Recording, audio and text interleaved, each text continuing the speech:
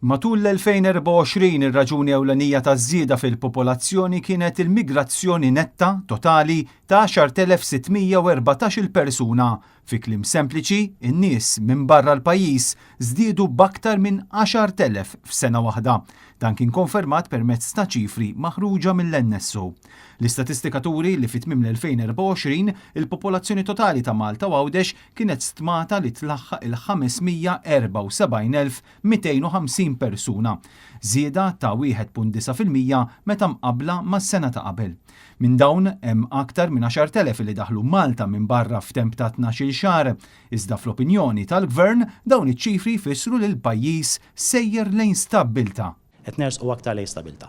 U dak huwa li nixtiequ, illi jkun hemm aktar stabilta anke fis-suq tax-xogħol tagħna u anke f'pajjiżna. F'termini ta' numri, pajjiżna kemm jiflaħ? Pajjiżna għandu numri li ħajħorġu propju anke llum mill-NSO u ħatkun tista' tara kif aħna diġà bdejna resqu il-pajjiżna lejn stabilta. Interessanti l-fatt li skont l-istess NSO 3 minn kull 4 barranin li daħlu Malta fl-2024 kienu ġejjin minn barra l-Unjoni Ewropea. Dawn iċ-ċifri qed ipoġġu pressjoni kbira fuq l-infrastruttura ta' pajjiżna u s-servizzi li jiġu provduti. Bil-Partit Nazzjonalista ilu xhur jinsisti li għandhom isiru studji serji dwar kemm jifilħu l-lokalitajiet tagħna, studji ta' carrying capacity. Intant sa tmiem l-2024 53.1% tal-popolazzjoni residenti f'pajjiżna kienet irġiel.